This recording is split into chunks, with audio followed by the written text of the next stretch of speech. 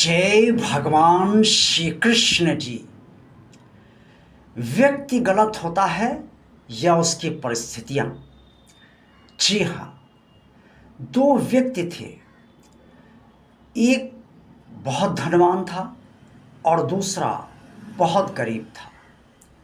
एक व्यक्ति के पिता बहुत अमीर थे और उनका बहुत बड़ा कारोबार था, और उस कारोबार को बड़ा होने के बाद उस व्यक्ति ने संभाल लिया और उसे लगा कि इस कारोबार में भी बेईमानी से और मुनाफा कमाया जा सकता है, और वो बेईमानी करने लगा। दूसरा व्यक्ति के पिता बहुत गरीब थे, क्योंकि उनकी छोटी सी नौकरी थी।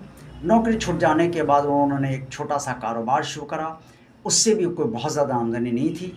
दूसरे व्यक्ति ने सदा अपने जीवन में अभाव ही अभाव देखे, जबकि पहले व्यक्ति को अभाव का एहसास ही नहीं था। उसे अभाव शब्द ही नहीं पता था कि अभाव होते कैसे। पहला व्यक्ति अभाव ना होते हुए भी बेईमान बन गया, और दूसरा व्यक्ति अभाव के कारण कुकर्म करने पर मजबूर हुआ। वो अनैतिक रास्ते पर चलने लगा।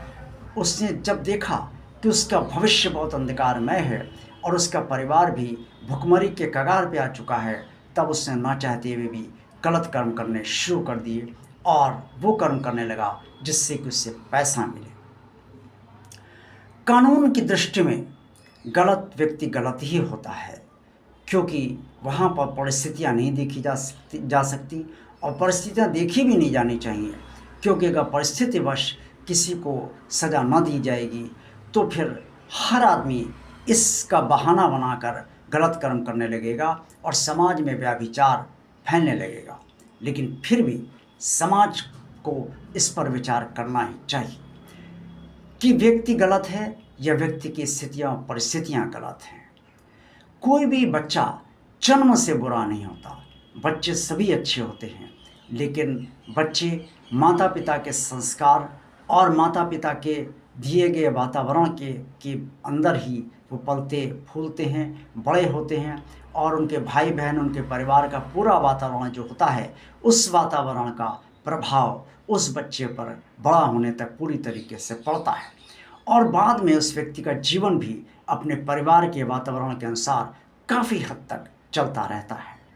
अब किसी का वातावरण ही प्रदूषित है तो वो बुरा तो बन ही जाएगा, लेकिन किसी का वातावरण बहुत अच्छा है तो वो अच्छा, अगर पूरी तरह से नहीं बनेगा तो भी काफ़ी हद तक अच्छा तो बनेगा ही।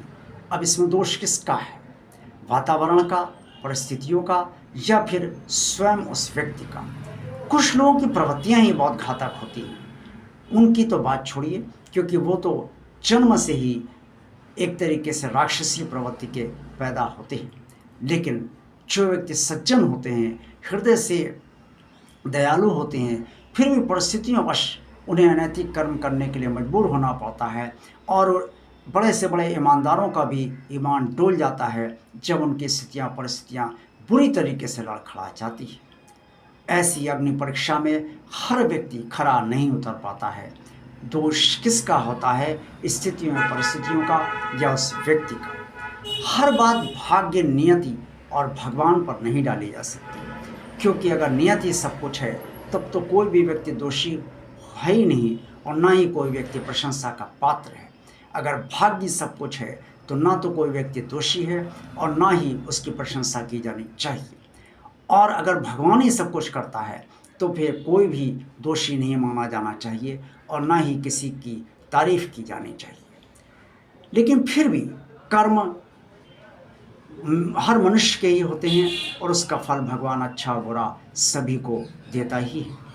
इस बात से भी इनकार नहीं किया सकता कि हर व्यक्ति के जीवन में उसकी पारिवारिक स्थितियों परिस्थितियों का प्रभाव अवश्य पड़ता है, और उसकी व्यक्तिगत प्रवृत्तियों का भी प्रभाव अवश्य पड़ता है। अब ये समाज को चिंतन मंथन करना है, पूरे राष्ट्र को चिंतन मंथन करना चाहिए कि व्यक्ति की स्थितियाँ परिस्थितियाँ अगर बुरी हैं और वो नैतिक रास्ते पर चलते हुए भी नहीं चल पा रहा है, तो उस ऐसे व्यक्ति के लिए क्या कुछ ऐसा माहौल दिया जाना चाहिए जिससे उसकी नैतिकता प्रभावित ना हो और वो अनैतिकता का मार्ग ना पकड़े। आप सबका कल्याण हो। जय भगवान श्री कृष्ण जी।